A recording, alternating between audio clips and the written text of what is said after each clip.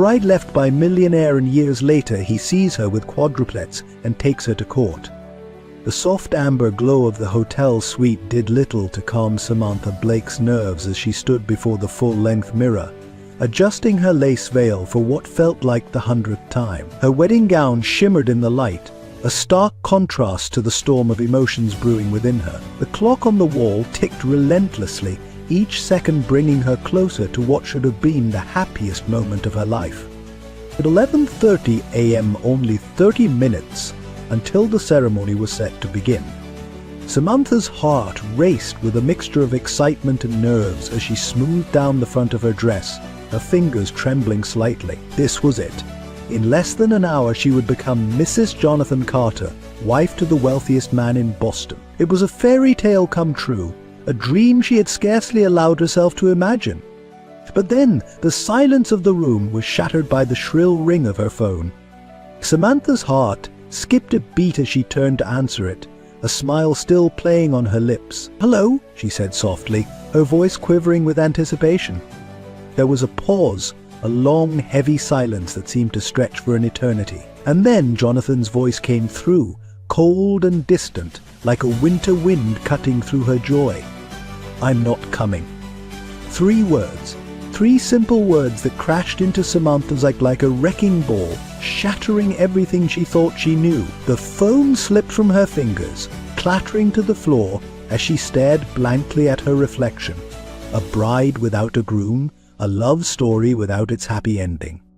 In that moment, as the clock continued its merciless ticking, Samantha didn't know that this wasn't just the end of a relationship. It was the beginning of a battle she never saw coming. Samantha Blake had always been a dreamer, a trait that both her parents admired and worried about in equal measure. Growing up in a middle-class neighborhood in suburban Boston, she was the kind of girl who believed in fairy tales and happy endings. Her childhood bedroom was adorned with posters of princesses and castles, a stark contrast to the practical, no-nonsense world her parents inhabited.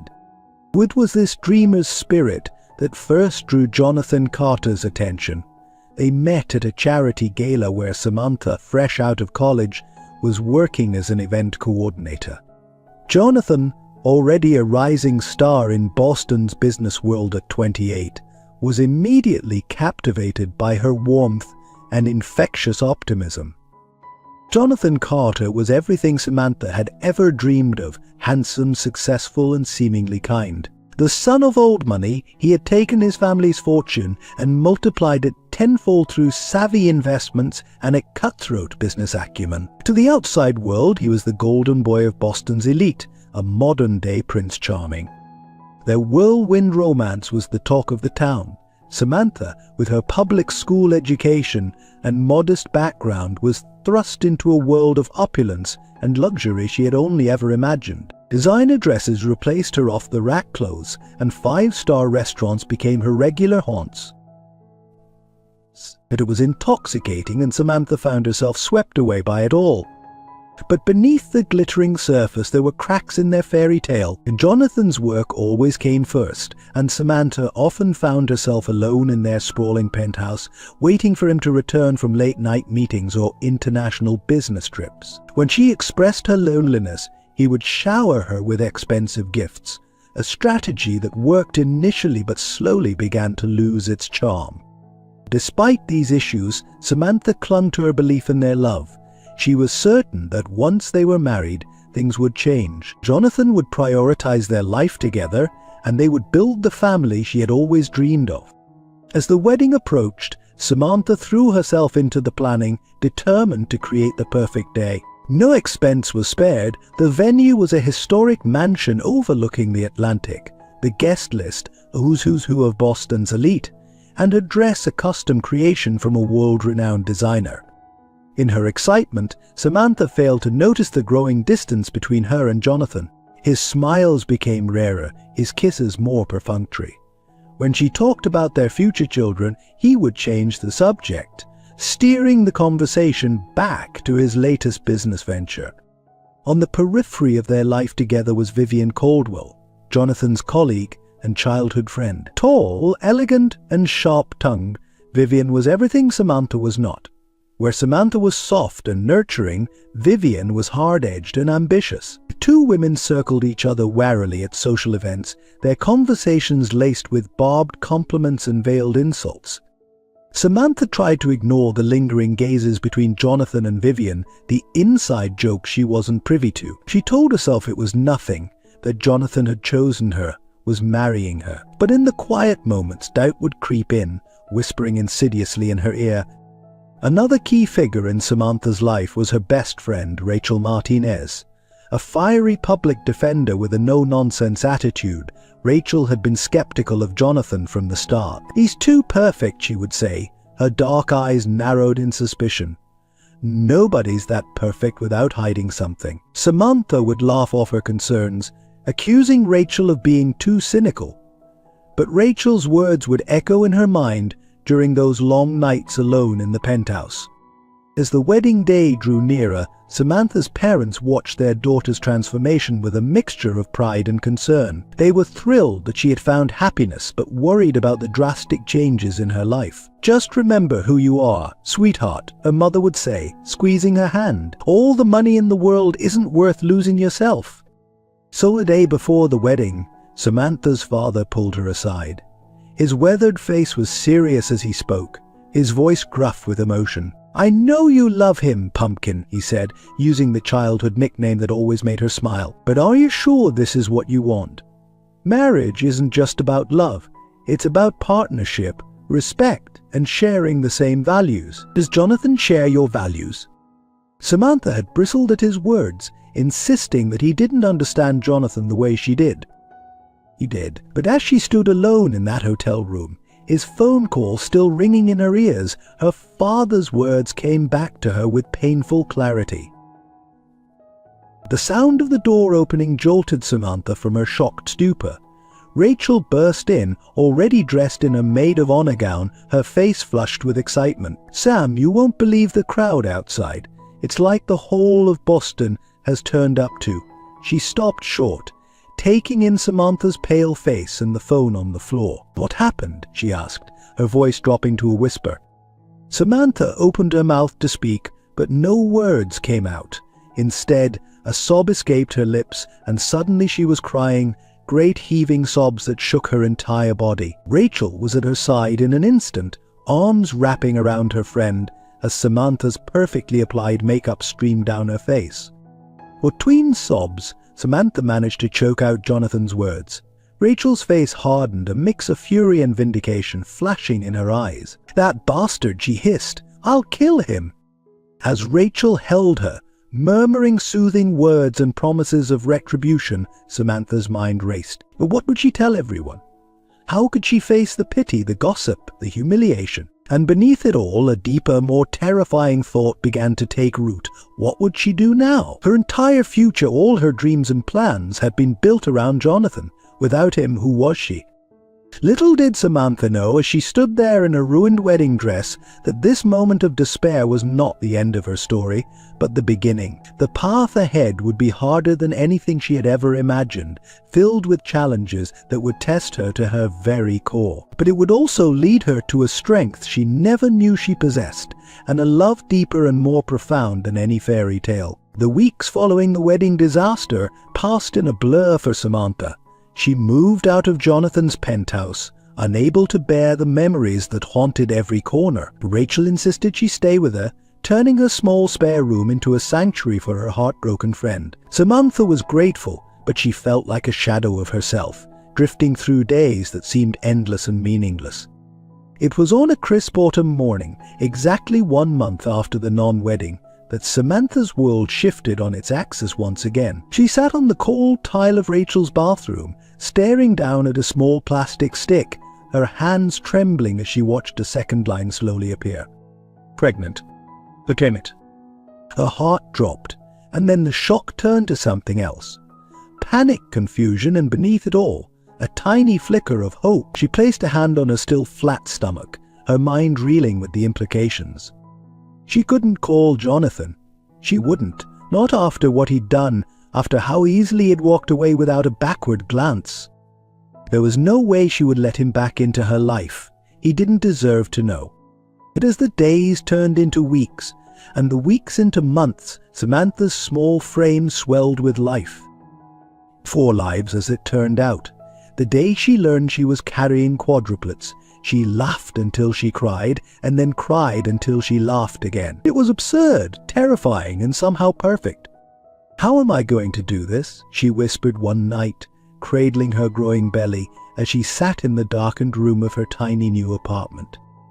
She had moved out of Rachel's place, determined to stand on her own 2 feet. The apartment was a far cry from the luxury she had grown accustomed to, but it was hers, free from Jonathan's shadow.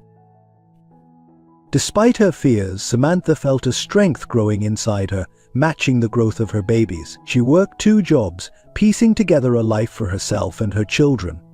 By day, she worked as a receptionist at a small marketing firm. By night, she freelanced as a virtual event planner, squeezing in work after her shift ended. The pregnancy was hard. 4 babies took their toll on her body, and there were days when she could barely get out of bed. But she persevered, driven by a love she had never experienced before. Each flutter, each kick reminded her of the precious lives she carried.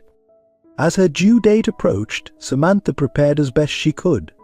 She scoured thrift stores and online marketplaces for second-hand baby items, determined to provide for her children despite her limited means. Rachel and her parents rallied around her, helping to transform the small apartment into a cozy nest for the impending arrivals.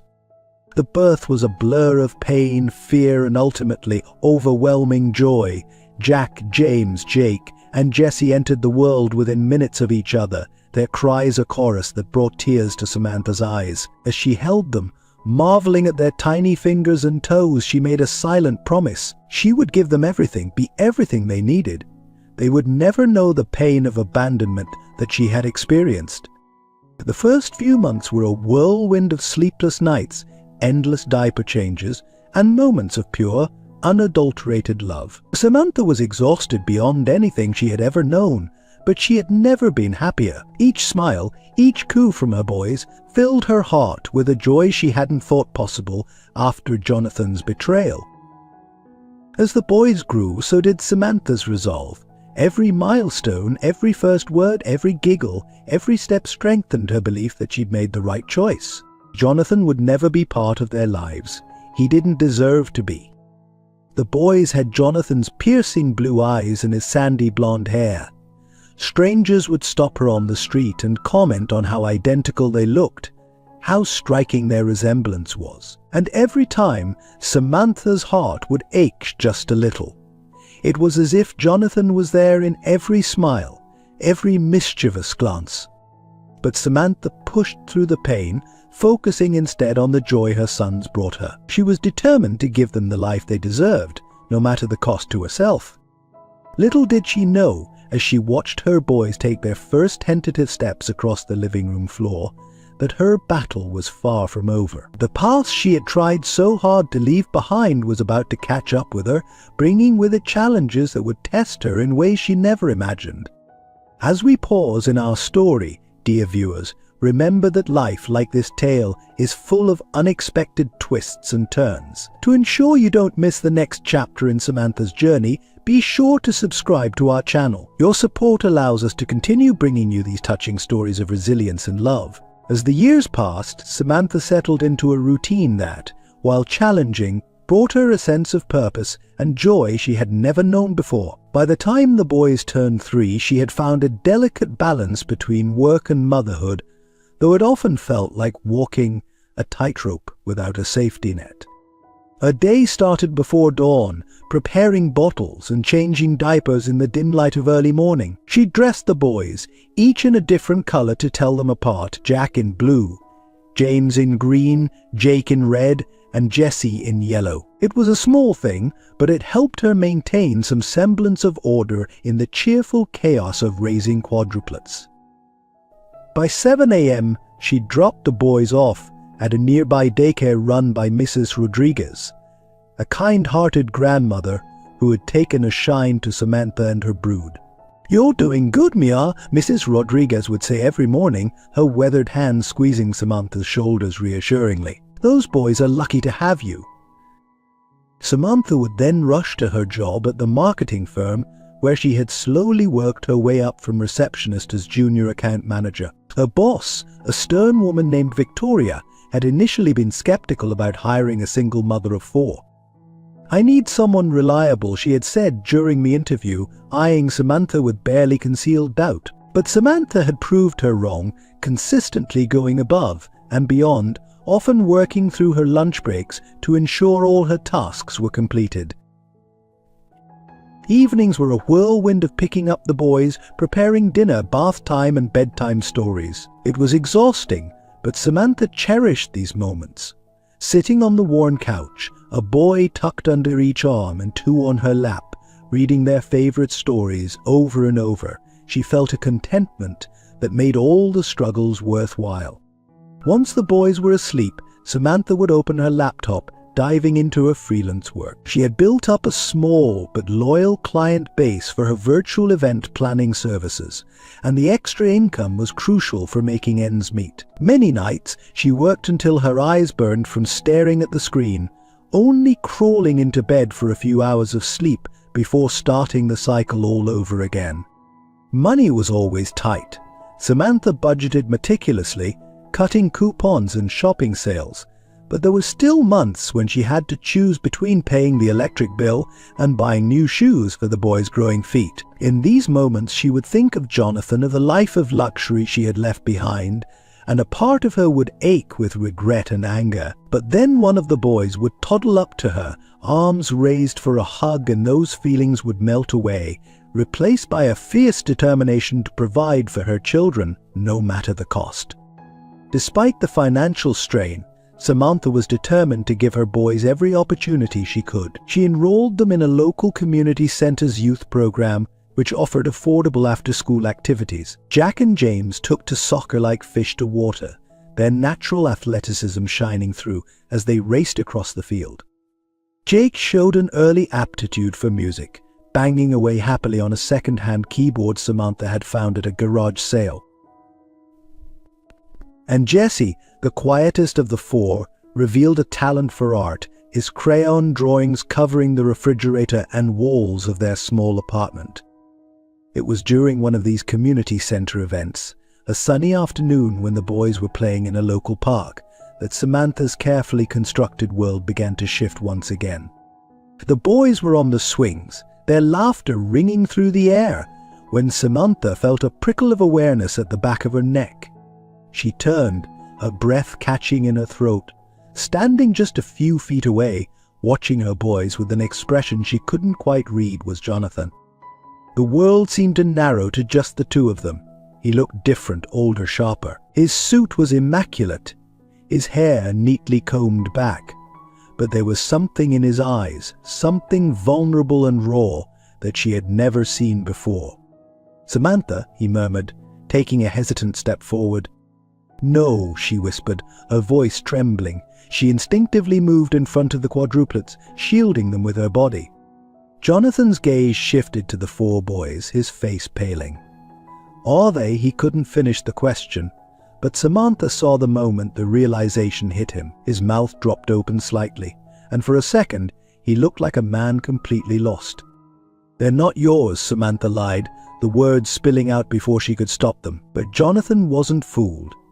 She could see it in his eyes, the way they darted between her and the boys, taking in every detail, every familiar trait. He took another step closer, his hands clenched at his sides. "Samantha, I need to know," he pleaded, his voice low and urgent. Are they mine?" She lifted her chin, fighting to keep her expression blank.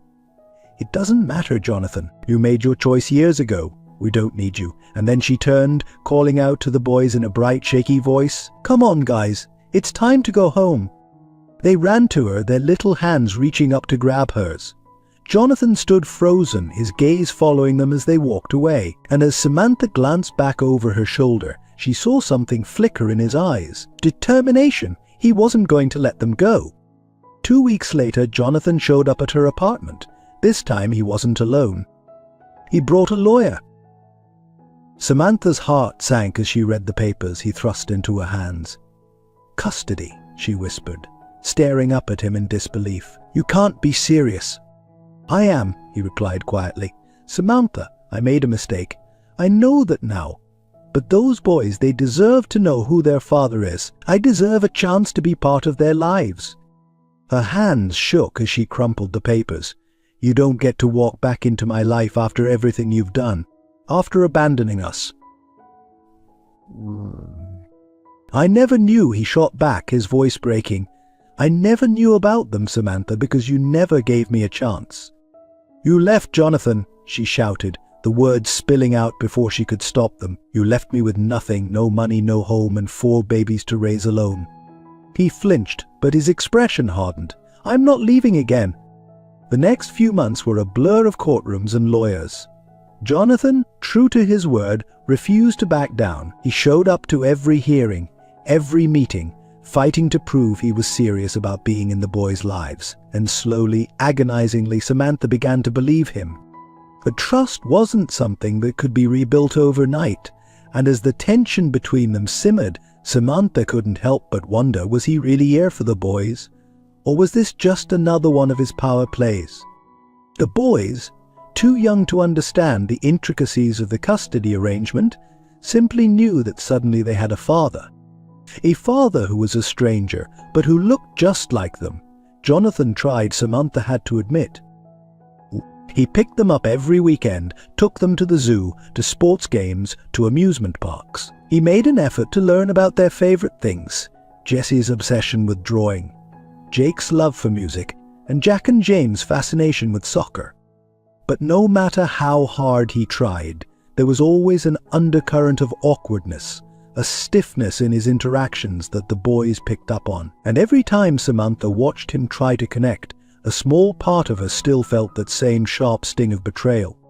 "I'm their father," he told her one evening as he dropped the boys off, his voice soft but firm. "They deserve to know me." "I know," Samantha replied, arms crossed protectively over her chest. "But they're confused, Jonathan. You can't just walk into their lives and expect them to accept you right away."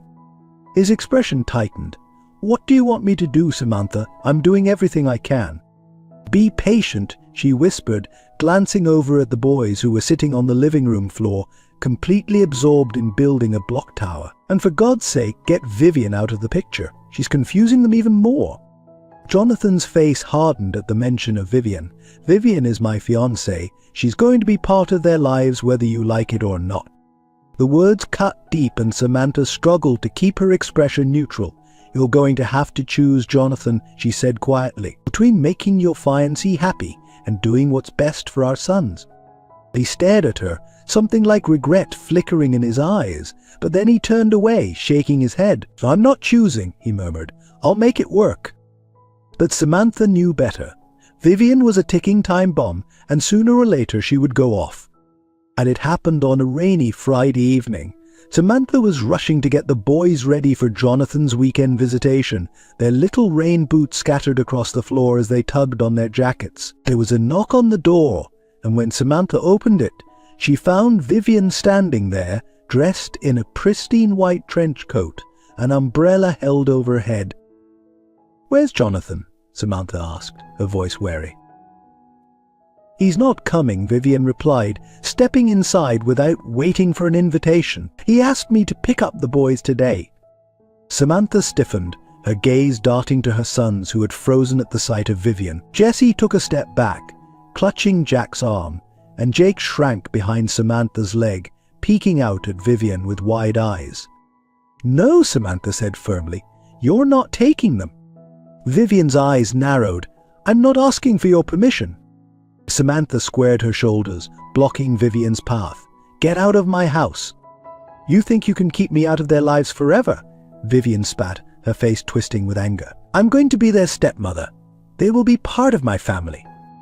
"No, they won't," Samantha retorted, "because they're my family, and I'm not going to let you manipulate Jonathan into." "That's rich coming from you," Vivian sneered. "You think you can just dangle these kids in front of him and forget about me, about us. Jonathan and I are getting married, and when we do, I'm going to make sure you never get another penny of his money." The accusation stunned Samantha into silence. She had never asked for money, had never taken a single cent from Jonathan, not when she was pregnant, not after the boys were born. The very idea that she would use her children for leverage made her blood boil. "This isn't about money," Samantha ground out, fighting to keep her voice steady. "This is about what's best for the boys, and what's best is for you to stay away from them." Vivian's lips curled into a cold smile. "You don't get it, do you? You're going to lose. Jonathan's going to realize that I'm the only one who really cares about his future, about our future. And when he does, he'll take those boys away from you." "Over my dead body," Samantha whispered. Vivian's smile widened. "That can be arranged." Before Samantha could respond, there was a cry from behind her. She spun around to see Jesse staring up at Vivian, his little face crumpling. "Go away," he shouted, his voice high and shrill. "You're mean. I don't like you." Samantha reached out, but he was already running toward his brothers, his eyes wet with tears. Vivian's smile vanished, her eyes narrowing into slits. "Leave," Samantha said, stepping between her and the boys. "Now?" For a moment they stood there, the tension thick and crackling. Then, with a toss of her hair, Vivian turned on her heel and stormed out, slamming the door behind her. Samantha let out a shaky breath, her heart racing. She knelt down, pulling the boys into her arms, holding them tight as they trembled against her. "It's okay, babies," she whispered, stroking their hair. "Mommy's here. Mommy's got you." But as she sat there, cradling her sons, a single terrifying thought lodged itself in her mind. Vivian wasn't going to stop, and Samantha wasn't sure she could protect her boys from whatever was coming next. That night, after she had finally calmed the boys and put them to bed, Samantha sat alone in her tiny kitchen, a cup of cold coffee clutched in her hands. The encounter with Vivian had shaken her more than she wanted to admit. For the first time since she had decided to raise the boys on her own, Samantha felt truly afraid. She thought about calling Jonathan, about telling him what had happened, but what would that accomplish? He had made it clear that Vivian was a part of his life, a part he wasn't willing to give up. And Samantha couldn't shake the feeling that if push came to shove, Jonathan would choose Vivian over his own children. As the night wore on, Samantha made a decision. She wouldn't let Vivian or Jonathan or anyone else threaten her family. She had raised these boys on her own for 3 years, had loved them and protected them with everything she had. She wouldn't stop now. With a newfound determination, Samantha reached for her phone. It was time to call Rachel. She needed a lawyer, someone who would fight for her and her boys with the same fierce dedication she had shown all these years. The battle for her children's future was just beginning, and Samantha was ready to fight with everything she had. As she dialed Rachel's number, Samantha glanced at the photos of her boys that covered the refrigerator. Their smiling faces, so innocent and trusting, strengthened her resolve. No matter what it took, no matter what she had to sacrifice, she would keep them safe. They were her world, her reason for living, and she would move heaven and earth to protect them. The line connected, and Rachel's sleepy voice came through. "Sam, what's wrong?" Samantha took a deep breath, steeling herself for the battle ahead. "I need your help, Rachel. It's time to fight back." Jonathan's feet pounded the pavement, his breath coming in short gasps as he pushed himself through his morning run. It had become a ritual for him, a way to clear his head before diving into the cutthroat world of corporate finance. But today, something felt different. The usual calm that settled over him during these runs was elusive, replaced by a nagging sense of unease. As he rounded the corner into the local park, a familiar sound caught his attention. Children's laughter, high and clear, rang out across the playground. Jonathan slowed his pace, his eyes drawn to the source of the joyful noise. And then he saw her. Samantha stood by the swings, her hair caught in the breeze, a soft smile playing on her lips as she watched 4 young boys racing around the playground. Jonathan felt his heart stutter in his chest.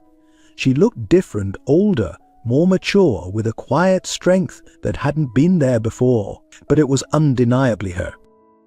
He found himself moving closer, drawn by an invisible force he couldn't resist. As he approached, Samantha turned, her eyes widening in recognition. The smile vanished from her face, replaced by a look of shock and something else, fear. "Samantha," he breathed, his voice barely above a whisper. She didn't respond, her body tensing as if preparing for a fight. Jonathan's gaze moved past her to the boys, and he felt the world tilt on its axis. They were the spitting image of him at that age, the same sandy blonde hair, the same piercing blue eyes. His mind raced doing the math. It had been just over 4 years since he'd left Samantha at an altar. These boys looked to be about 3. Are they? He couldn't finish the sentence. The implications too overwhelming to voice. "They're not yours," Samantha said quickly, but Jonathan could see the lie in her eyes. He had always been able to read her, even now after all this time. The truth crashed over him like a tidal wave. He had children. 4 of them. Sons he had never known about, never seen grow, never held. The magnitude of what he had missed threatened to bring him to his knees. "Samantha, please," he said, taking a step closer. "We need to talk about this." But Samantha was already gathering the boys, her voice high and strained as she called them to her. "It's time to go home, sweethearts," she said, not meeting Jonathan's eyes. He watched helplessly as she hurried away, the 4 little boys trailing after her like ducklings, his sons. The thought echoed in his mind, a revelation that shook him to his core. As they disappeared from view, Jonathan made a decision. He couldn't let them go, not again, not now that he knew. The next few weeks passed in a blur of frantic activity. Jonathan threw himself into research, consulting with lawyers and child psychologists, trying to understand his rights and responsibilities. The more he learned, the more determined he became to be a part of his children's lives. But Samantha was equally determined to keep him away. She refused his calls, ignored his messages, and when he showed up at her apartment, she threatened to call the police. It was Vivian who finally convinced him to take legal action. "You're their father, Jonathan," she said, her voice firm. "You have rights. If she won't listen to reason, then you need to make her listen." And so, on a crisp autumn morning, Jonathan found himself standing outside Side's door, a lawyer at his side and custody papers in his hand. When Samantha opened the door, her face a mask of wary hostility, he felt a pang of regret for what he was about to do. But he pushed it aside. This was about his children, about being the father they deserved.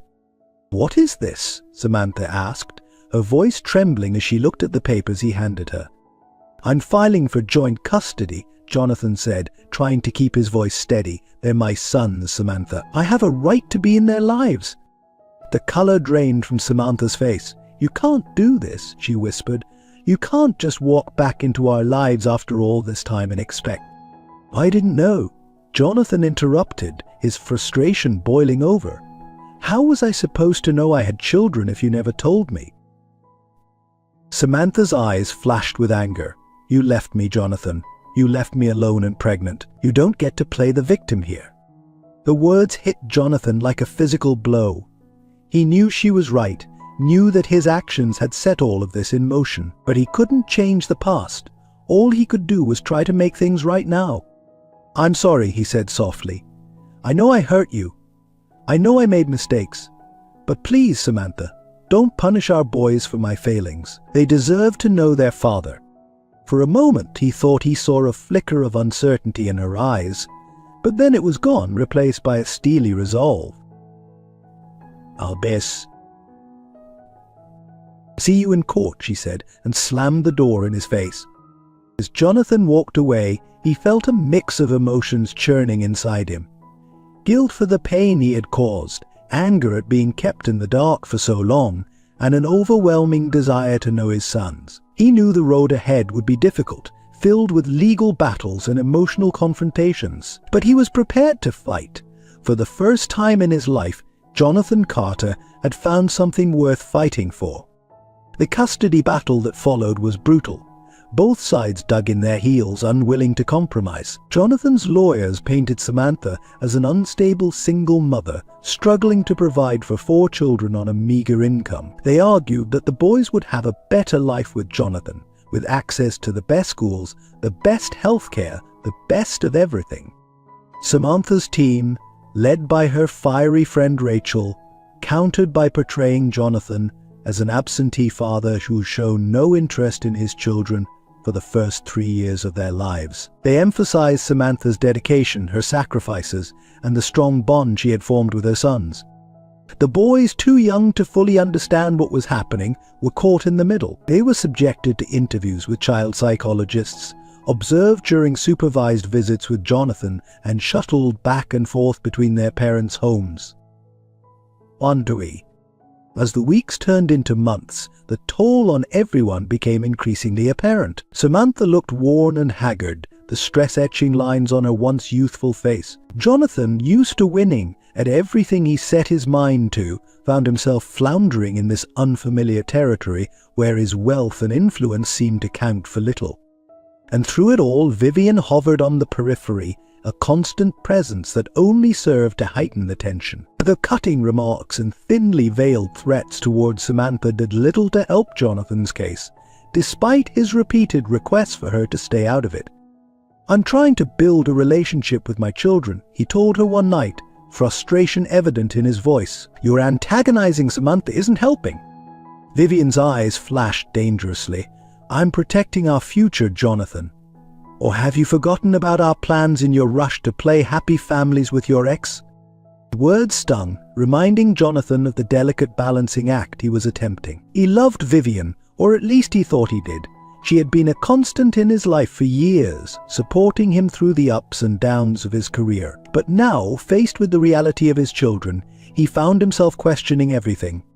As the court date loomed closer, Jonathan made one last attempt at reconciliation. He asked Samantha to meet him at a neutral location, a quiet cafe where they had once spent hours talking about their dreams for the future.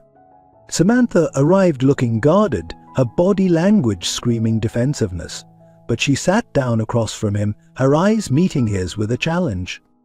"What do you want, Jonathan?" she asked, her voice weary. "I want us to find a way to make this work," he said, leaning forward. "For the boys' sake. This fighting, it's not good for them." Samantha's laugh was bitter. "And whose fault is that? You're the one who started this whole mess."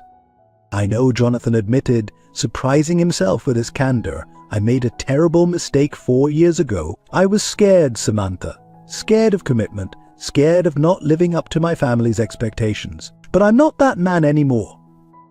For a moment he thought he saw a softening in Samantha's eyes. But then she shook her head, her expression hardening once more.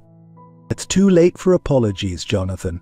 You can't just walk back into our lives and expect everything to be okay. Those boys, they're my whole world. I've raised them, loved them, been there for every skinned knee and every nightmare. Where were you?" The words hit Jonathan like a physical blow. He knew she was right, knew that he had missed so much. But he was here now, trying to make amends. "I'm here now," he said softly, "and I want to be a part of their lives. Please, Samantha, give me a chance to be the father they deserve." Samantha was quiet for a long moment, her fingers tracing patterns on the tabletop. When she finally spoke, her voice was barely above a whisper.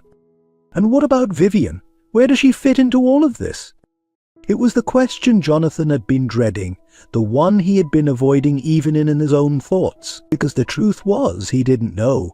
Vivian was his fiancée, the woman he had planned to spend his life with. But now, faced with the reality of his children, everything had changed. "I don't know," he admitted, "but I do know that my priority right now is my relationship with my sons." Samantha nodded slowly, as if coming to a decision. "Okay," she said, "I'm willing to try and work something out, but on one condition." "Anything," Jonathan said, hope looming in his chest. "Vivian stays away from the boys. At least for now. They're confused enough as it is. They don't need her complicating things further." Jonathan hesitated. He knew Vivian wouldn't take this well, but as he looked at Samantha, saw the love and fierce protectiveness in her eyes, he knew what he had to do. "Agreed," he said. As they left the cafe, Jonathan felt a glimmer of hope, a chance to be the father he should have been from the beginning. But as he watched Samantha walk away, he couldn't shake the feeling that the real battle was just beginning. Between Vivian's ambitions, Samantha's distrust, and his own conflicted feelings, Jonathan knew he was walking a tightrope. One wrong move and everything could come crashing down. Vivian Caldwell strode into Jonathan's office, her stilettos clicking against the polished hardwood floor. Her presence commanded attention, from her impeccably tailored suit to her sharp, calculating gaze. She was the epitome of power and ambition, a woman who knew what she wanted and wouldn't hesitate to take it. "Jonathan, darling," she purred, leaning across his desk to plant a kiss on his cheek. "I heard the most interesting rumor today." Jonathan stiffened, his hand pausing over the document he'd been signing. "Oh," he asked, trying to keep his voice neutral. Vivian's smile was razor-sharp, something about a custody battle. "4 little boys who look remarkably like you." For a moment, Jonathan considered denying it. But he knew better than to lie to Vivian. She had ways of uncovering the truth that were both impressive and terrifying. "It's true," he admitted with a sigh. "I have sons, quadruplets, with Samantha." Vivian's eyes narrowed, a flash of anger crossing her face before she smoothed it away. "I see. And when were you planning on telling me about this development?" "I only found out recently myself," Jonathan explained, running a hand through his hair. "I'm still trying to process it all." Vivian circled the desk, perching on the edge next to Jonathan. Her hand came to rest on his shoulder, a gesture that was both comforting and possessive. "Darling, you know I only want what's best for you, for us. These children, they could complicate things." Jonathan looked up at her, confusion evident in his eyes. "Complicate things? Vivian, they're my children." "Of course they are," she said soothingly. "But think about it, Jonathan. We're on the verge of greatness. The merger with global tech is just around the corner. Your father is talking about stepping down, paving the way for you to take over as CEO. Do you really want to jeopardize all that for some unexpected additions to your life?" Her words sent a chill down Jonathan's spine. He had always admired Vivian's ambition, her drive to succeed. It was one of the things that had drawn him to her in the first place. But now, hearing her talk about his children as if they were nothing more than an inconvenience, he felt a flicker of doubt. "They're not just additions, Vivian," he said, his voice firmer now. "They're my sons. I have a responsibility to them." Vivian's grip on his shoulder tightened slightly. "Of course you do, darling. I'm not suggesting you abandon them. But there are ways to handle this discreetly. A generous financial arrangement with Samantha, perhaps, enough to ensure the children are well cared for, without disrupting our lives." Jonathan shook his head, standing up and moving away from Vivian's touch. "No, I want to be a part of their lives. I want to know them, to be their father." For a moment Vivian's mask slipped, revealing a flash of fury that made Jonathan take a step back. But then it was gone, replaced by a smile that didn't quite reach her eyes. "Swell then," she said, her voice honey-sweet. "I suppose we'll just have to make this work, won't we? After all, what kind of stepmother would I be if I didn't embrace your children?" As she sashayed out of his office, Jonathan couldn't shake the feeling that he had just entered into a dangerous game. Vivian's motivations were clear. She wanted power, status, and Jonathan by her side as she climbed to the top. The children were an obstacle in her path, one she would do her best to remove or control. He sank back into his chair, his mind racing. He loved Vivian, or at least he thought he did, but for the first time he found himself questioning whether her ambitions aligned with his newfound desire to be a father. As he stared out the window at the Boston skyline, Jonathan realized he was standing at a crossroads. The path he chose would not only determine his future, but the future of his children as well. And somehow he knew that Vivian would not make that choice an easy one. The marketing firm's office buzzed with activity as Samantha hurried to her desk, balancing a stack of files and a large coffee. She was running late again after Jack had woken up with a fever and she'd had to scramble to find a last-minute sitter. "Cutting it close, aren't we, Samantha?" Victoria's cool voice cut through the noise. Samantha's boss stood by her desk, arms crossed, her expression a mixture of disapproval and barely concealed disdain. "I'm sorry, Victoria," Samantha said, setting down her things. "There was an issue with—" "Save it," Victoria interrupted, holding up a hand. I need the Johnson proposal on my desk by noon. Think you can manage that without any distractions?" The emphasis on the last word made Samantha's cheeks burn. She knew exactly what Victoria meant by distractions. It was no secret that Samantha was a single mother to 4 young boys, a fact that seemed to be a constant source of irritation for her boss. "Of course," Samantha replied, forcing a smile. "I'll have it ready." As Victoria walked away, Samantha overheard her mutter to another employee, "This is why I prefer to hire people without baggage." Samantha's hands clenched into fists under her desk, but she took a deep breath and focused on her computer screen. She couldn't afford to lose this job, not with 4 growing boys to support and mounting legal fees from the custody battle. Throughout the morning, Samantha worked furiously on the proposal, barely taking a moment to breathe. She was determined to prove Victoria wrong, to show that being a mother didn't make her any less capable or dedicated to her job. As the deadline approached, Samantha put the finishing touches on the document. She felt a surge of pride. It was some of her best work, innovative and thorough. She printed it out and made her way to Victoria's office, knocking softly on the door. "Come in," Victoria called. Samantha entered, holding out the proposal. "The Johnson proposal, as requested.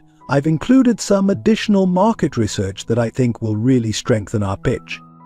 Victoria took the document, flipping through it with a raised eyebrow. "Aim," she murmured, neither approval nor disapproval in her tone. "We'll see if it's up to standard. You can go." As Samantha turned to leave, Victoria spoke again. "Oh, and Samantha, the team is staying late tonight to prepare for tomorrow's presentation. I expect everyone to be here." Samantha's heart sank.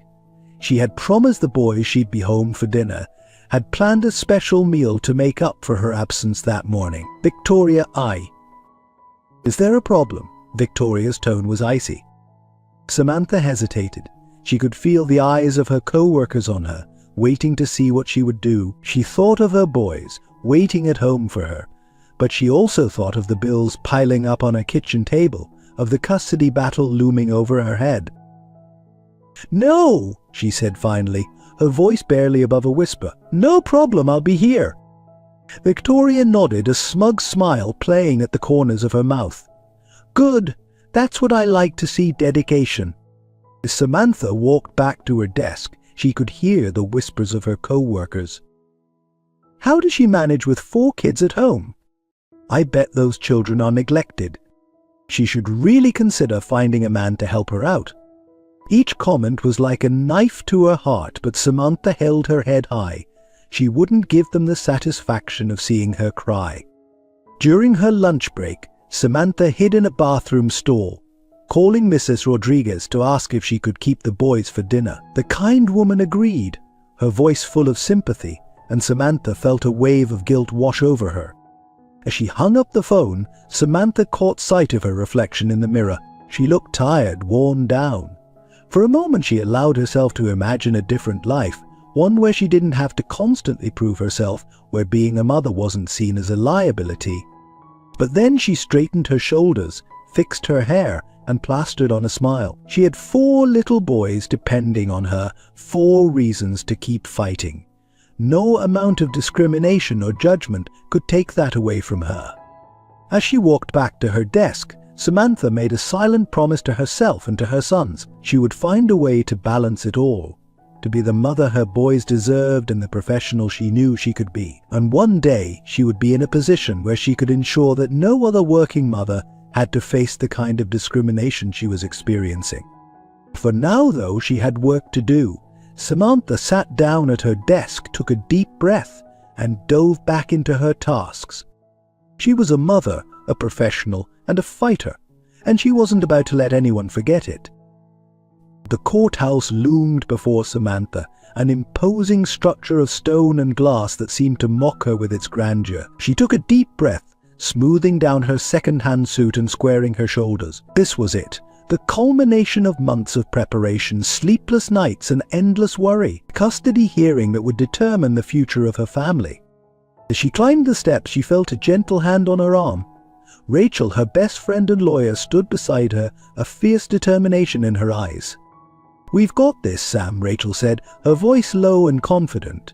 "Those boys belong with you, and we're going to make damn sure the judge sees that." Samantha nodded, grateful for her friend's unwavering support. Together, they pushed through the heavy doors and into the bustling hallway beyond. The courtroom was already packed when they entered. Samantha's eyes immediately found Jonathan sitting at the defendant's table with his high-priced lawyer. He looked impeccable in a tailored suit, his hair perfectly styled. For a moment, Samantha felt a pang of self-consciousness about her own appearance, but she pushed it aside. She was here for her boys, nothing else mattered.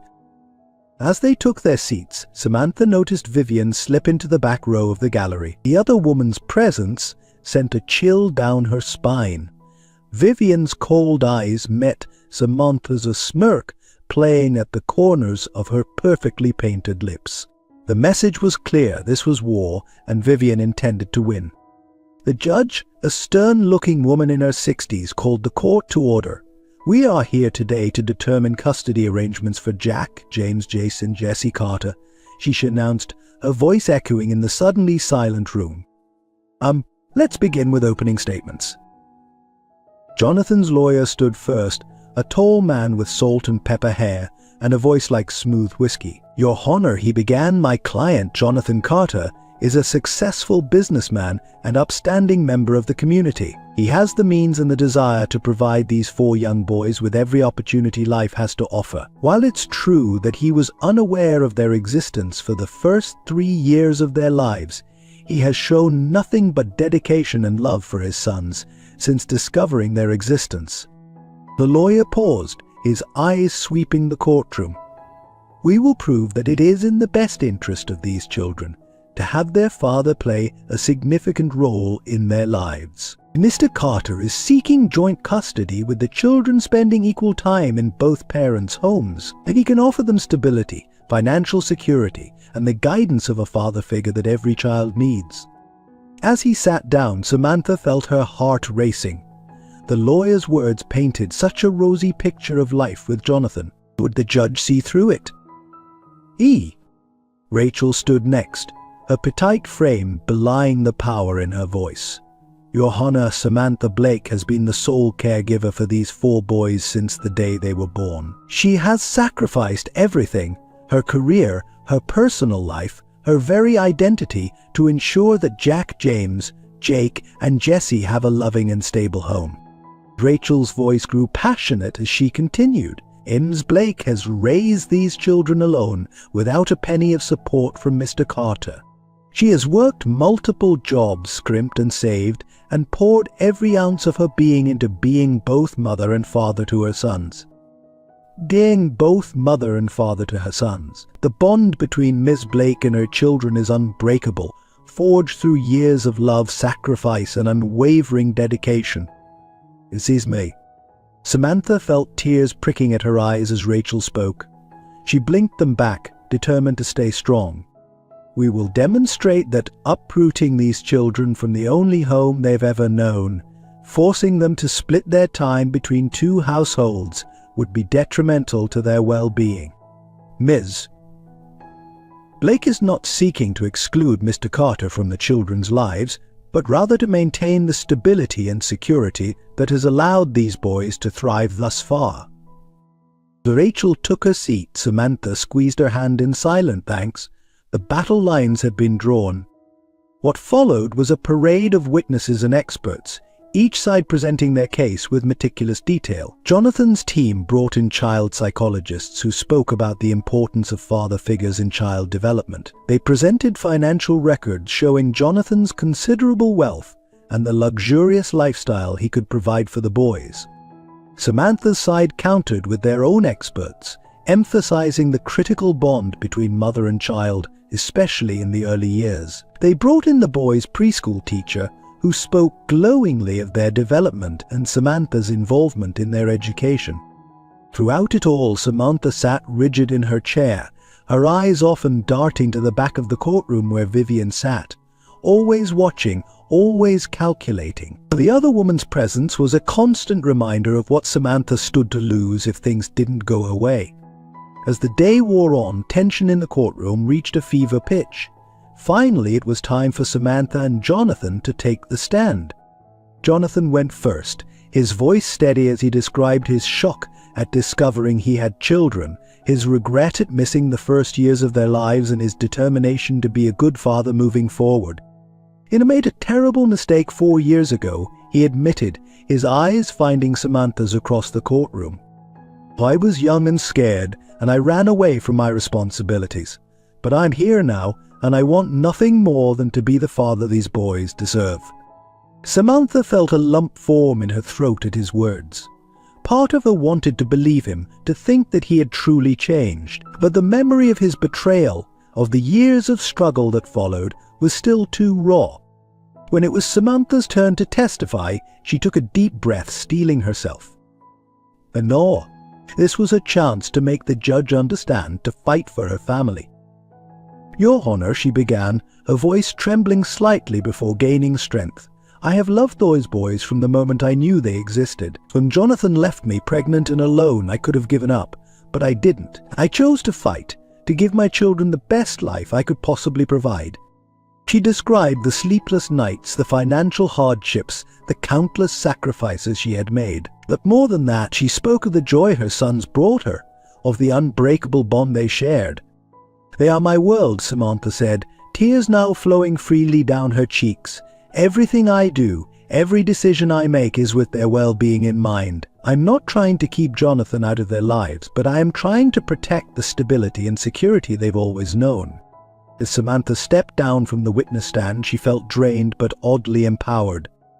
And she had spoken her truth, laid bare her heart for all to see. Whatever happened next, she knew she had fought with everything she had. The judge called for a recess to review all the evidence before making her decision. As the courtroom emptied, Samantha found herself face to face with Jonathan in the hallway. For a moment they simply stared at each other, years of hurt and regret hanging between them like a physical presence. Samantha, Jonathan began, his voice low. I meant what I said in there. I want to make this right. She looked at him, really looked at him, for the first time in years. She saw the regret in his eyes, the determination, but also the uncertainty. This man, who had once been her whole world, now felt like a stranger. It's not about making things right between us, Jonathan, she said softly. It's about what's best for the boys. Can you honestly say that uprooting their lives, forcing them to shuttle between two homes, is what's best for them? Before Jonathan could respond, Vivian appeared at his side, her hand possessively gripping his arm. Come along, darling, she purred. We should discuss strategy with the lawyer before the judge returns. As Jonathan allowed himself to be led away, Samantha couldn't help but notice the conflict in his eyes. For the first time, she wondered if perhaps he was as trapped in this situation as she was. The recess seemed to stretch on forever. Samantha paced the hallway, her mind racing with all the possible outcomes. Rachel tried to distract her with talk of legal precedents and statistics, but Samantha could barely focus. Finally, they were called back into the courtroom. Samantha's heart pounded so loudly she was sure everyone could hear it as the judge prepared to deliver her verdict. After careful consideration of all the evidence presented, the judge began, her voice solemn, I have come to a decision regarding the custody of Jack, James, Jake and Jesse Carter. Samantha held her breath, her hand gripping Rachel's so tightly her knuckles turned white. While I believe that both parents have the children's best interests at heart, I must consider what arrangement will provide the most stability and continuity for these young boys. Therefore, I am awarding primary physical custody to Ms. Samantha Blake. A wave of relief washed over Samantha. So powerful she felt her knees go weak, but the judge wasn't finished.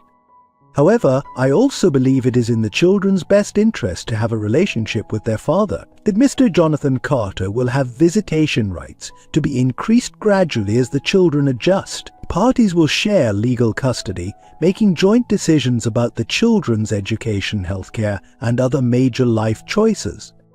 As the judge continued to outline the specifics of the custody arrangement, Samantha's eyes found Jonathan's across the courtroom. His face was a mask of conflicting emotions, disappointment, relief, and something that looked almost like respect. But it was Vivian's reaction that truly caught Samantha's attention. The other woman's face was contorted with fury, her eyes blazing as she glared daggers at Samantha. In that moment, Samantha knew that while she may have won this battle, the war was far from over.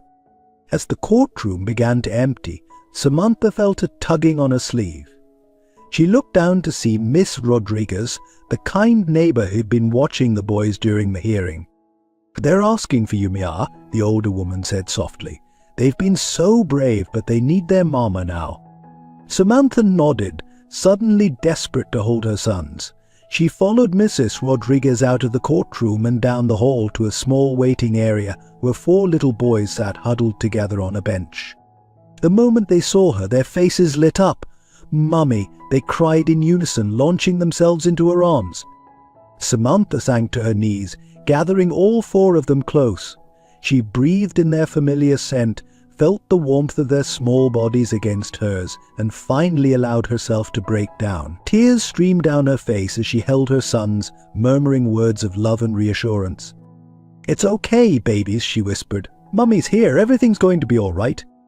As she held her children, Samantha knew that the road ahead would not be easy. There would be challenges to face, adjustments to make. But in this moment, with her sons in her arms, she felt invincible. Whatever came next, they would face it together as a family. From the doorway, Jonathan watched the scene unfold. The sight of Samantha with their sons stirred something deep within him, regret for what he had thrown away, determination to be a part of their lives moving forward, and a dawning realization that perhaps he had been fighting for the wrong things all along. As he turned to leave, he found Vivian waiting for him, her face a storm cloud of anger and frustration. "This isn't over," she hissed. "We'll appeal. We'll find a way to." "No," Jonathan interrupted, his voice firm. "No more fighting. This is what's best for the boys." Vivian's eyes widened in disbelief. "What about what's best for us, for our future?" Jonathan looked at her, really looked at her, and for the first time he saw the coldness behind her beauty, the ambition that drove her every move. "I think," he said slowly, "that I need to reevaluate what my future looks like."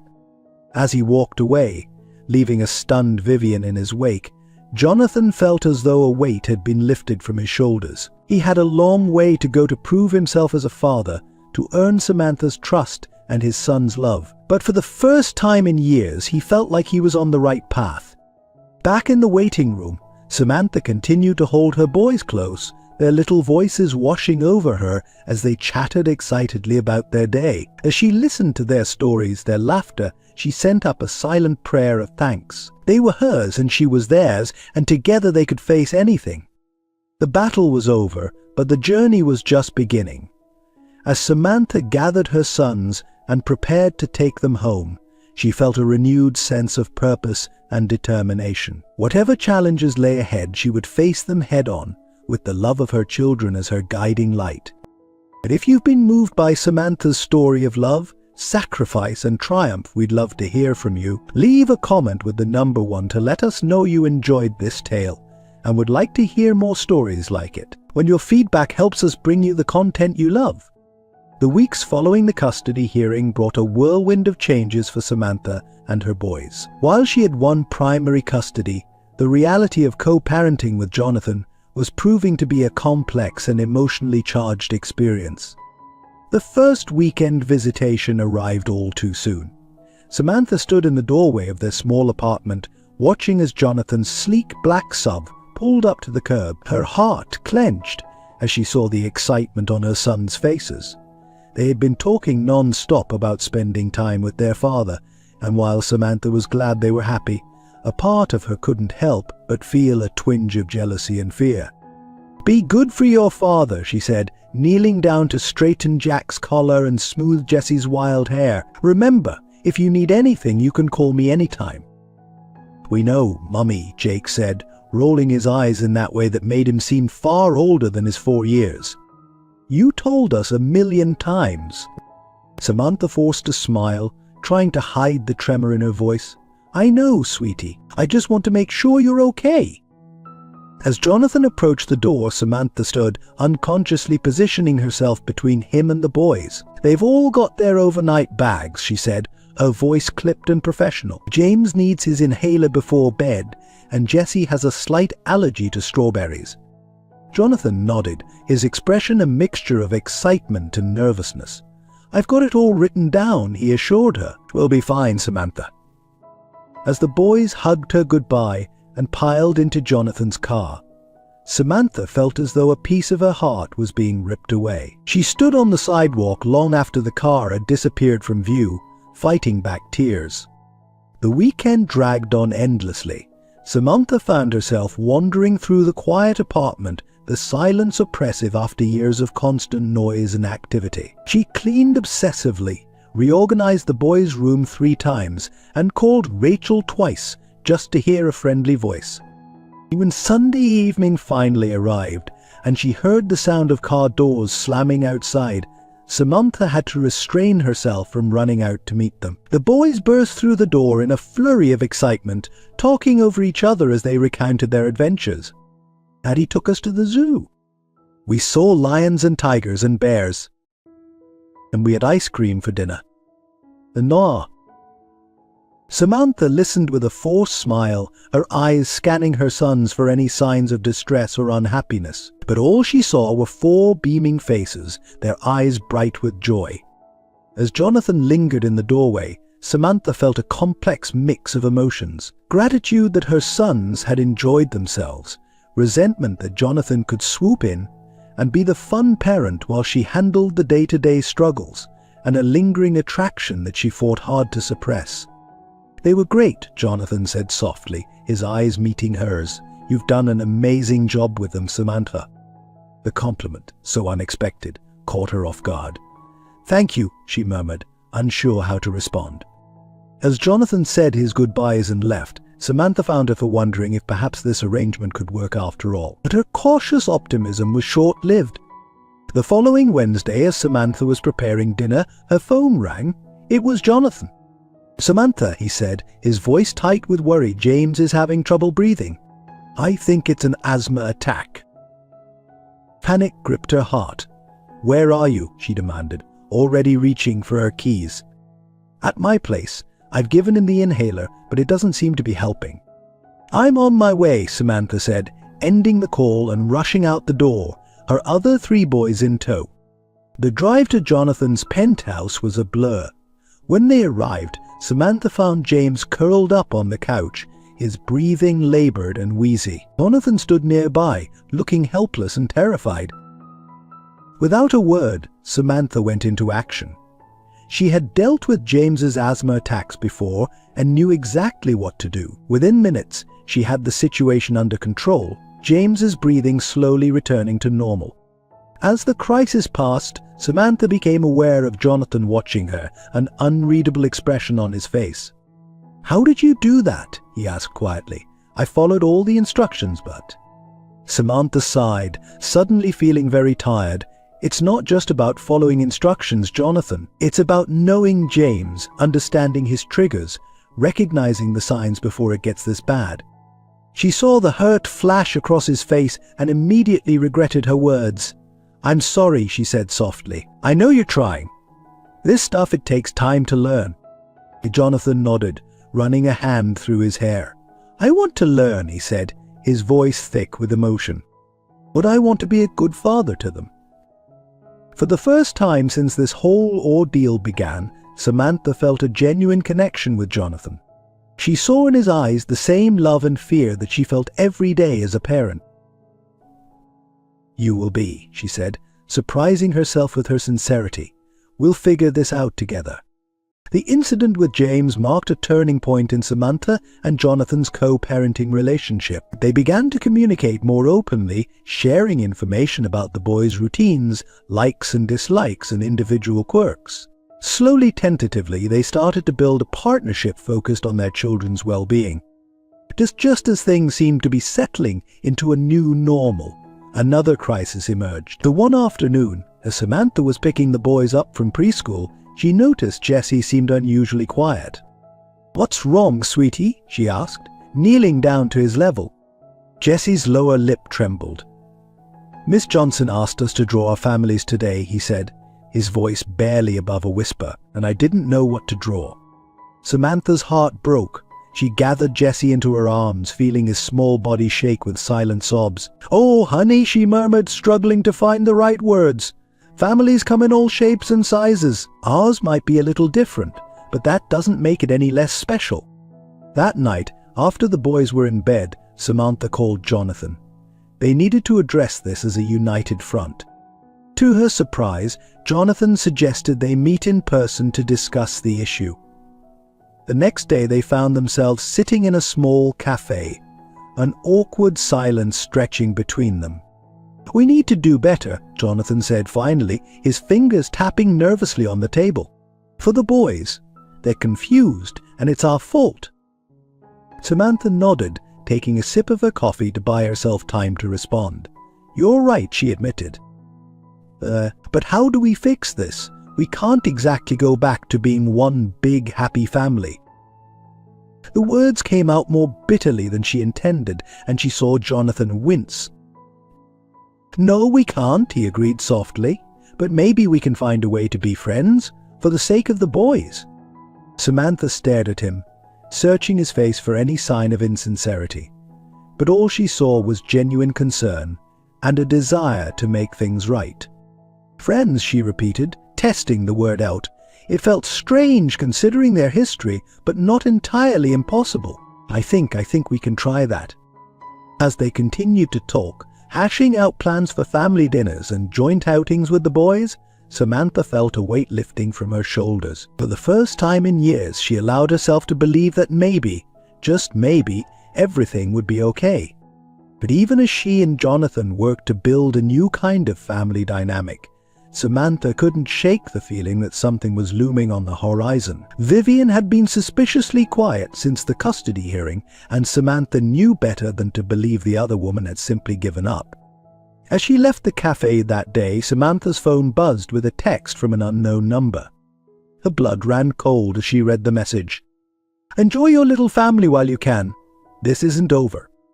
Samantha's hand tightened around her phone, her mind racing. She had won the battle for custody, but it was clear that the war was far from over. Whatever Vivian was planning, Samantha knew she would have to be ready. Her family's happiness, so newly and tentatively rebuilt, depended on it. With a deep breath, Samantha straightened her shoulders and walked on. She had faced seemingly insurmountable odds before and come out stronger. Whatever challenges lay ahead, she would face them head-on, with the love of her children as her guiding light, and perhaps with Jonathan by her side as an ally rather than an adversary. The future was uncertain, but one thing was clear: Samantha would stop at nothing to protect her family. The revelation of Jonathan's adoption hit like a thunderbolt, sending shockwaves through the delicate balance they had begun to establish. It happened on a crisp autumn afternoon, during one of the now regular family outings they had started organizing for the boys' benefit.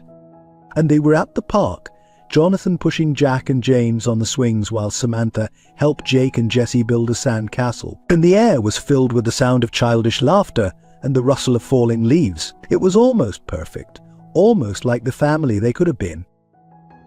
Then Jonathan's phone rang.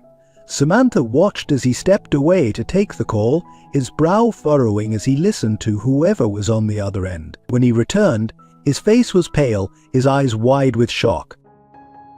"What's wrong?" Samantha asked, immediately concerned. Jonathan shook his head, as if trying to clear it. "That was my mother," he said, his voice barely above a whisper. She told me I'm adopted." The words hung in the air between them, heavy with implication. Samantha stared at him, unsure how to respond. "Are you sure?" she finally managed to ask. He nodded, running a hand through his hair in a gesture she recognized as a sign of distress. "Apparently they've known all along, but never found the right time to tell me. And now, with all this going on with the boys, they thought I should know." Samantha's mind raced. She thought of all the times Jonathan had spoken about living up to his family name, about the pressure of carrying on the Carter legacy. How much of his life had been built on a foundation of lies? "I don't know who I am anymore," Jonathan said, his voice breaking. In that moment, Samantha saw not the polished businessman or the estranged ex, but a lost and confused man grappling with his very identity. Without thinking, she reached out and took his hand. "You're still you," she said softly. "You're still Jonathan. You're still the father of our boys." He looked at her, gratitude and something else, something deeper shining in his eyes. "Thank you," he whispered. As they gathered the boys and headed home, Samantha couldn't shake the feeling that everything had shifted once again. Jonathan's revelation had humanized him in a way she hadn't expected, and she found herself seeing him in a new light. Over the next few weeks, Jonathan struggled to come to terms with his newfound identity. He threw himself into researching his biological parents, but every lead seemed to be a dead end. Samantha found herself in the unexpected position of being his confidante and support system. One evening, after the boys were in bed, they sat at a small kitchen table, papers and documents spread out before them. "I just don't understand," Jonathan said, frustration evident in his voice. "Why would they keep this from me for so long? And why tell me now?" Samantha sighed, pushing a mug of coffee towards him. "I don't know, Jonathan, but maybe this is an opportunity." He looked at her quizzically. "An opportunity for what?" "To redefine yourself," she said. "To figure out who you are outside of the Carter name and expectations." Jonathan was quiet for a long moment, considering her words. "I've spent my whole life trying to live up to an impossible standard," he finally said. "Trying to be the perfect son, the perfect businessman. And for what? A lie." Samantha reached across the table, placing her hand over his. "Not everything was a lie. The man you've become, the father you're trying to be for our boys, that's all you, Jonathan. Not the Carter name." He looked at her, really looked at her, and Samantha felt her breath catch in her throat. For a moment, she saw a glimpse of the man she had fallen in love with all those years ago. "How did you get so wise?" he asked, a small smile playing at the corners of his mouth. She laughed softly. "Raising quadruplets on your own will do that to you." As Jonathan continued to grapple with his identity crisis, Samantha found herself falling into an unexpected role, that of his support system. She listened as he vented his frustrations, offered advice when he asked for it, and provided a steady presence in the chaos of his emotions. But even as they grew closer, Samantha couldn't forget the pain of the past. She built walls around her heart, determined not to let herself be vulnerable again. Meanwhile, the boys thrived under their parents' united front. They stopped asking confusing questions about their family structure and seemed to accept the new normal with the resilience only children possess. It was during this period of relative calm that Vivian made her move. Samantha was at work when she received an urgent call from Mrs. Rodriguez. "Major," the older woman said, her voice trembling, "there's a woman here. She says she's the boy's stepmother and she's trying to take them." Panic gripped Samantha's heart. "Don't let her near them," she ordered, already grabbing her purse and rushing out of the office. "I'm on my way." "Timmy a fe. Yone a fetch, Wikin." The drive home was a blur of fear and fury. When Samantha arrived, she found Vivian standing on the sidewalk, looking pristine in a designer suit, a smug smile on her face. "What do you think you're doing?" Samantha demanded, positioning herself between Vivian and the apartment building. Vivian's smile widened. "Just paying a visit to my stepsons. Is that a crime?" "It is when you try to take them without permission," Samantha spat. "Stay away from my children, Vivian." "Our children," Vivian corrected smoothly. "Or have you forgotten that I'm marrying their father?" The words hit Samantha like a physical blow. She had been so caught up in supporting Jonathan through his identity crisis that she had almost forgotten about Vivian's place in his life. "Jonathan would never allow this," Samantha said, trying to keep her voice steady. Vivian laughed, a cold, brittle sound. "Oh, Samantha, you really don't know him at all, do you? Jonathan will do whatever I tell him to do. He needs me, especially now with this whole adoption drama." Samantha felt her resolve strengthening. She straightened her spine, meeting Vivian's gaze head-on. "You're wrong," she said firmly. Jonathan is stronger than you think, and so am I. You will not come near my children again. If you try, I will have you arrested for attempted kidnapping. Do you understand?" For a moment, Vivian's mask of confidence slipped, revealing a flash of fear, but it was gone as quickly as it appeared, replaced by a look of cold determination. "This isn't over," Vivian hissed before turning on her heel and stalking away.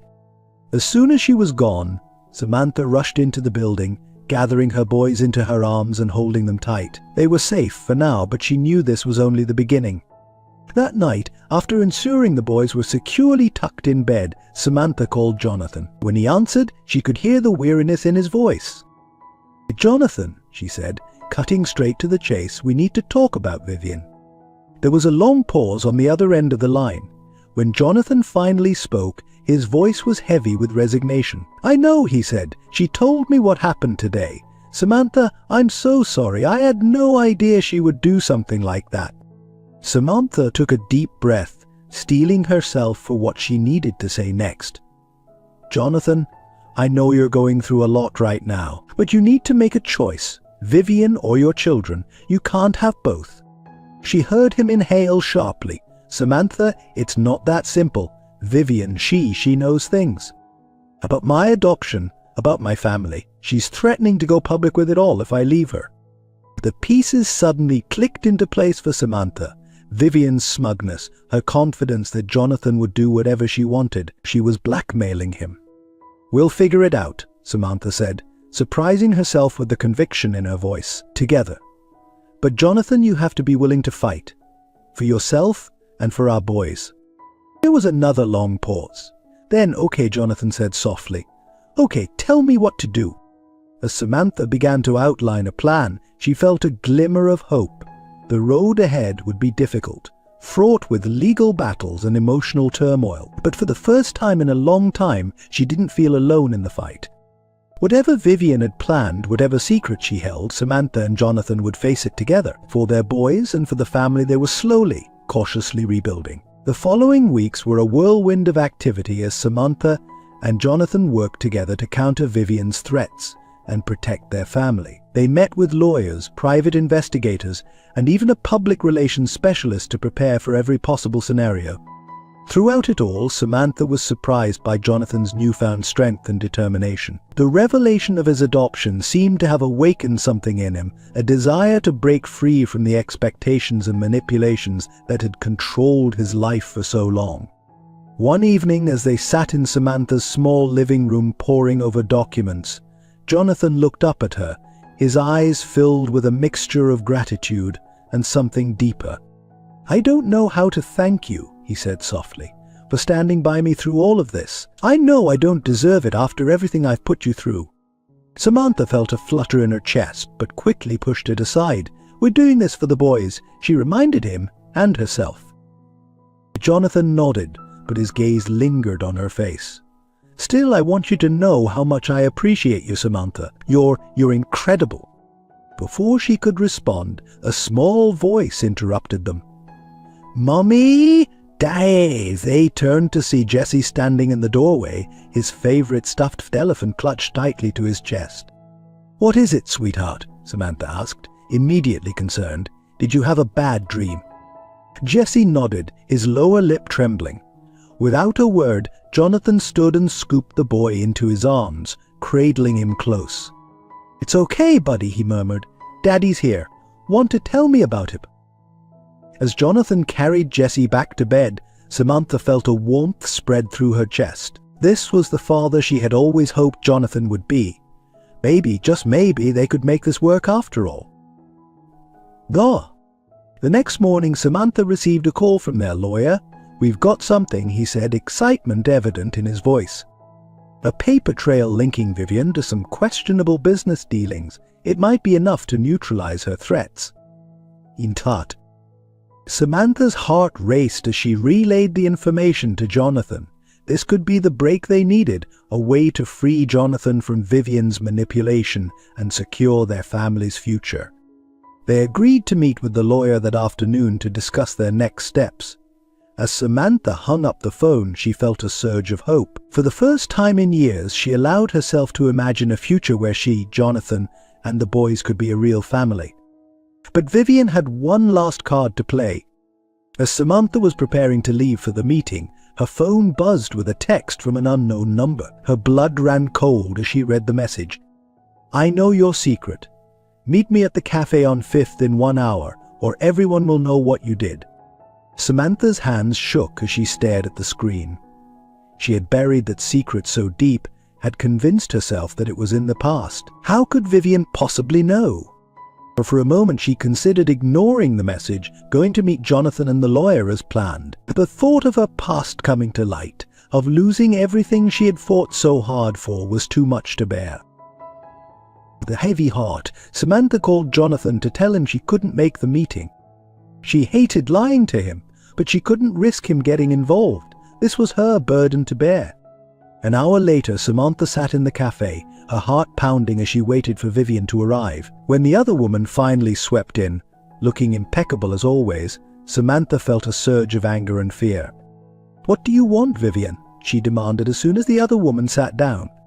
Vivian's lips curled into a cold smile. Now, Samantha, is that any way to greet an old friend, especially one who knows all about your little indiscretion in college?" Samantha's blood ran cold. "How did you?" "I have my ways," Vivian interrupted smoothly. "The question is, what are you willing to do to keep this information from coming to light? I wonder what Jonathan would think if he knew the truth about the woman raising his children." Samantha's mind raced. The incident in college had been a mistake, a moment of weakness during a difficult time. She had made amends, had worked hard to become the person she was today. But if it came out now, would anyone understand? "What do you want?" Samantha asked, her voice barely above a whisper. Vivian leaned forward, her eyes glittering with triumph. "It's simple, really. You're going to convince Jonathan to sign over full custody of the boys to me. In return, I'll keep your dirty little secret." Samantha felt as though the air had been sucked out of her lungs. "You can't be serious," she gasped. "Those boys are my life. I won't give them up." "Then I guess you'll have to live with the consequences," Vivian said, standing up. "You have 24 hours to make your decision. Choose wisely, Samantha." As Vivian sauntered out of the cafe, Samantha sat frozen, her mind a whirlwind of fear and desperation. How had it come to this? After everything she had been through, everything she had overcome, was she going to lose it all because of one mistake from her past? She thought of her boys, of their laughter and their love. She thought of Jonathan, of the partnership they had been building. Could she really give it all up? But as the initial shock wore off, something else began to take its place, a fierce determination, a refusal to be bullied or blackmailed. Samantha had fought too hard, had come too far to give up now. With the shaking hands, she pulled out her phone and dialed Jonathan's number. It was time to come clean, to face her past head-on. Whatever happened, she would face it with honesty and courage. As the phone rang, Samantha took a deep breath. The truth might cost her everything, but living in fear of Vivian's threats was no way to live at all. It was time to take control of her own story, for better or for worse. "Jonathan," she said when he answered, her voice steadier than she felt. "There's something I need to tell you. Life often presents us with impossible choices, moments where our past threatens to overshadow our future. Samantha's journey reminds us that true strength lies not in perfection, but in our ability to face our mistakes with courage and honesty. Like Samantha, we all have secrets we fear will define us, shadows we try to outrun. But in the end, it's not our past that determines who we are, but how we choose to move forward. The love of a parent for their child is a force more powerful than any secret, any threat, or any fear. It's a love that can give us the strength to stand up to our demons, to fight for what truly matters. Samantha's decision to tell the truth, despite the potential consequences, speaks to the transformative power of honesty and the unbreakable bond between a mother and her children. It reminds us that sometimes the bravest thing we can do is to be vulnerable, to lay our truths bare and trust in the love of those who matter most. In our darkest moments, when it feels like the world is closing in, remember Samantha's courage. Remember that you are more than your mistakes, more than your fears. You are capable of facing any challenge, of overcoming any obstacle when you stand in your truth and fight for love. Your past does not define you. Your love, your courage, your willingness to fight for what's right, that is what truly matters. Like Samantha, you have the power to write your own story, to choose love over fear, truth over deception. In the end, it's not about being perfect, it's about being real, being brave, and never giving up on the people we love. We want to express our heartfelt gratitude to all of you who have joined us on this emotional journey with Samantha and her family. Your support and engagement mean the world to us. If this story has touched your heart, moved you, or resonated with your own experiences, we'd love to hear from you. Your thoughts and feelings are invaluable to us.